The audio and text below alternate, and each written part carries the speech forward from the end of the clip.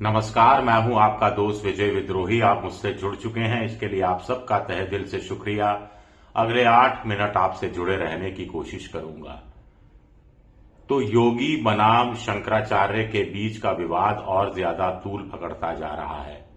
मुख्यमंत्री योगी आदित्यनाथ टस से मस नहीं हो रहे, माफी मांगने का दूर दूर तक भी उनका कोई ख्याल नहीं है। और उधर शंकराचार्य अभिमुक्तेश्वरानंद ने अपने समर्थन में और लोगों को जुटाना शुरू कर दिया है और योगी सरकार को और इनडायरेक्ट रूप में मोदी सरकार को भी कड़ी चेतावनी दे डाली है।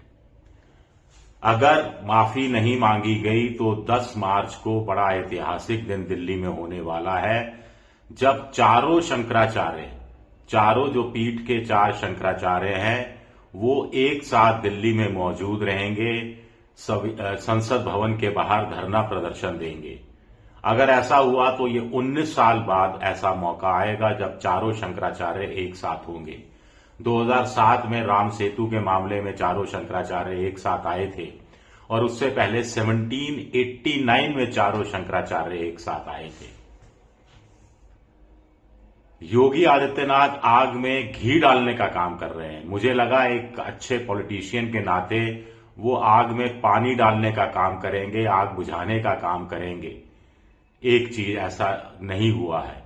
दूसरा देखिए, शंकराचार्य स्वामी अभिमुक्तेश्वरानंद सरस्वती मोदी सरकार को अपने निशाने पर नहीं ले रहे हैं। मोदी उनके निशाने पर नहीं है, उनके निशाने पर योगी हैं।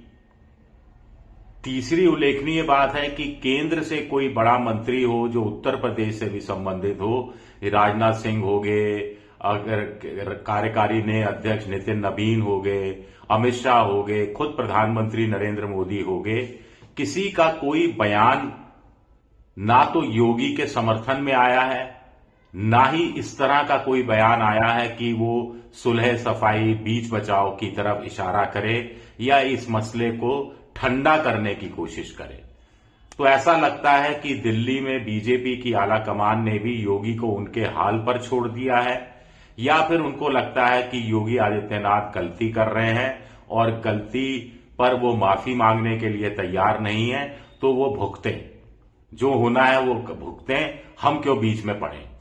या फिर कुछ लोग कह रहे हैं कि इसी बहाने योगी को निपटाने की तैयारी भी हो सकती है, शंकराचार्य के कंधे पर बंदूक रखकर, कि भाई आपसे संभल नहीं रहा मामला, आपने हिंदू वर्सेस हिंदू कर दिया, आपने सनातन वर्सेस सनातन कर दिया, आपने शंकराचार्य के बहाने बहुत बड़े साधु समाज को, संतों के वर्ग को, कॉमन हिंदू की भावनाओं को चोट पहुंचाई है।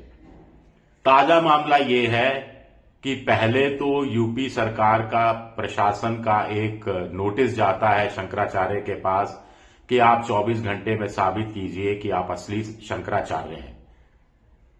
24 घंटे बीत जाते हैं, शंकराचार्य कोई लिखित में जवाब नहीं देते हैं। प्रेस से बातचीत में जरूर वो अपने पक्ष में तमाम सबूत जुटाते हैं।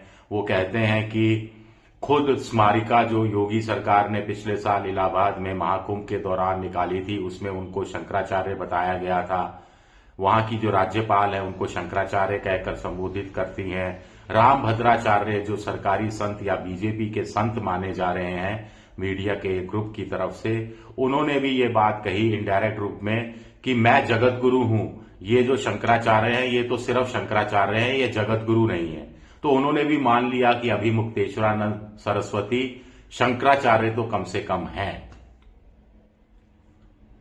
अब बीच का रास्ता निकालने के बावजूद की जगह एक और नोटिस थमा दिया गया है शंकराचार्य को, जिसमें कहा गया है कि आपने मेले में अव्यवस्था पैदा करने की कोशिश की, आपकी वजह से अव्यवस्था हो रही है, आम भक्तों को गंगा स्नान आने जाने में दिक्कत हो रही है, आदि आदि।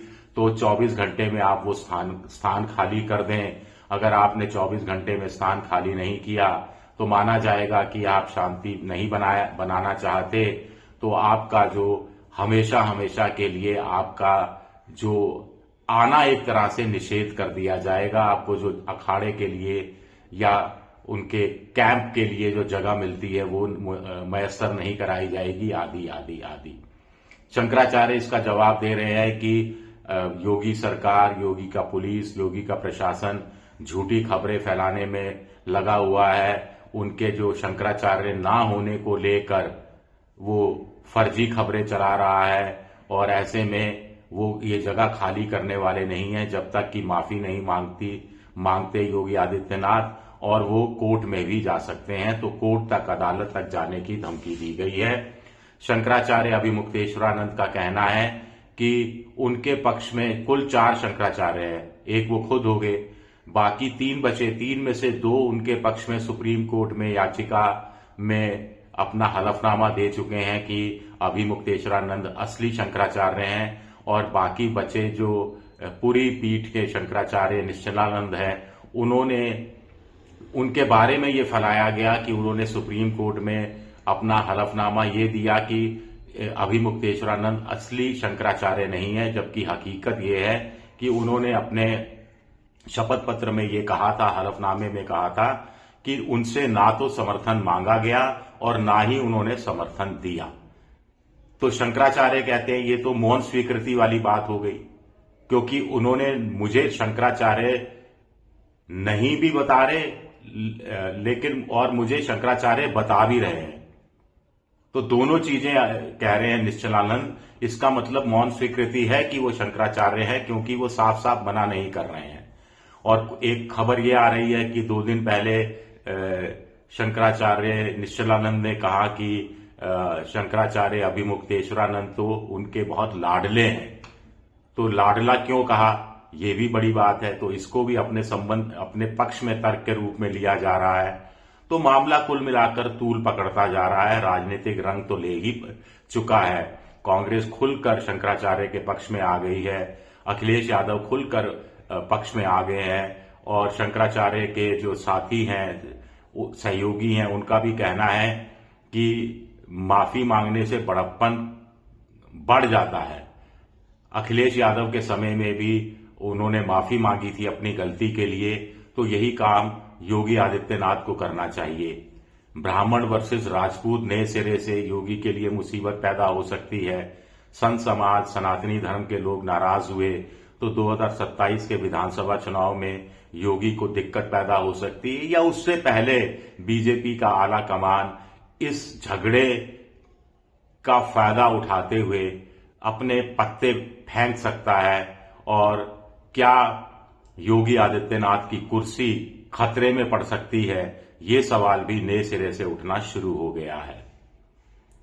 शुक्रिया, बहुत शुक्रिया मेरा वीडियो देखने के लिए। पसंद आए तो लाइक कीजिए, सब्सक्राइब कीजिए, शेयर कीजिए। आप मेंबरशिप ड्राइव में भी जा सकते हैं। शुक्रिया, बहुत बहुत शुक्रिया।